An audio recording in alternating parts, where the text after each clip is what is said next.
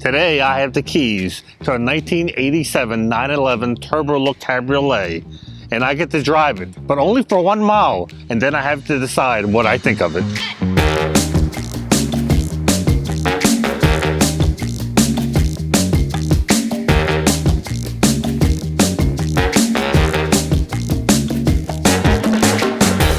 Be sure to log into your YouTube account, subscribe to our channel, and turn on notifications so you don't miss a video.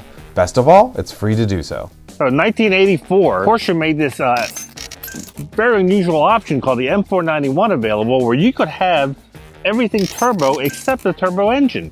So this car has that option. It has a turbo flares, turbo brakes, turbo suspension, but no turbo. So you save the cost and the maintenance of a turbo engine, but you have the complete look and feel of a turbo, a very 80s machine. The engine was your typical Carrera engine at the time, which was the 3.2 with the Motronic, which was very reliable. Wasn't exactly a turbo as far as performance went, but for most people, once again, it was a die-hard engine. 250,000 miles easily you get out of these engines. The interior, been the same thing they've been doing since 1963. The same classic 5-gauge dial setup with this tachometer right in the center, the most important part.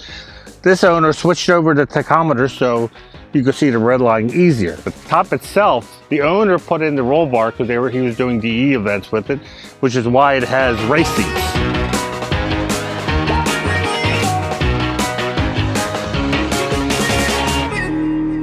So I get 1 mile to decide what I think about this car. So let's go for a drive. Just like any 911, the keys on the left, and this has manual steering, even with those big chunky front tires and rear tires. So it's gonna get a little bit of workout, but we're gonna have a lot of fun.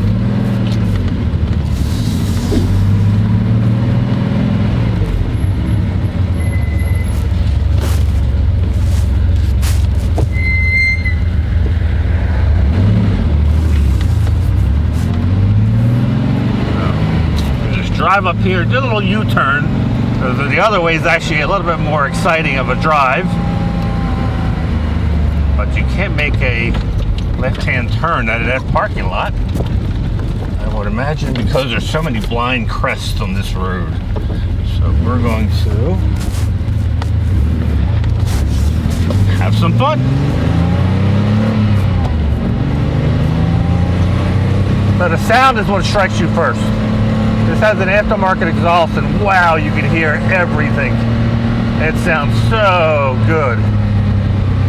The typical air-cooled flat six. It's just dying to go even faster than it is. Throttle response is very tight.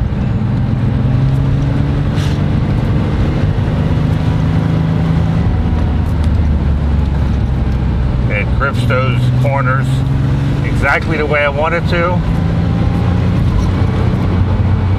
And boy, when you see a curvy road up ahead, it makes you smile. The suspension, even though it's stock, it's from the turbo, so it's a lot stiffer than your regular Carrera.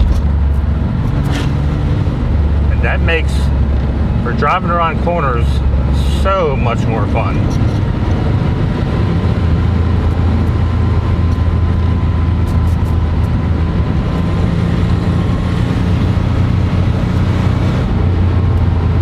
You would think with about 219 horsepower or so, it wouldn't be a fun car to drive considering what cars have nowadays. But it's actually enough, believe it or not.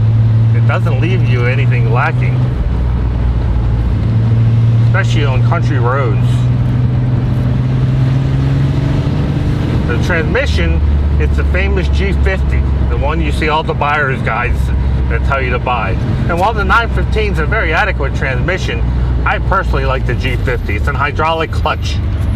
There's no guessing games about finding gears. It's all there. So now that I'm back, I've had some time to think about how I would rate this car. We decided that we would have 3 different ratings.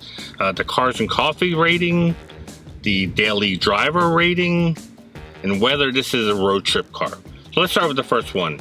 Is this a cars and coffee car? Is this a car I would rather just leave at home and not bring? Is it a car that I would park with the other Porsches? Or is it one that I would shoot for the main drag, you know, the main road that every cars and coffee has, where everyone sees the car? Definitely, this is where this car would go.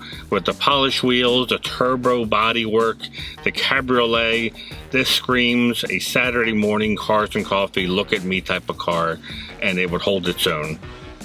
As far as daily driver goes, with these race seats, the stiffer suspension, I could see daily driving it, at least in the mid-Atlantic area, maybe 1 day a week.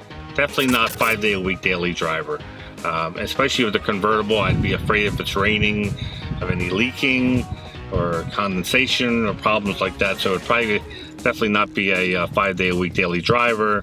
And as far as a road trip car, well, that depends if I'm solo or with my significant other. If it's solo, I think I could drive this car all day and not complain. With my significant other, I think it may be a 1 to 2 hour car, so not really a road trip car. But all in all, you can't go wrong with this car.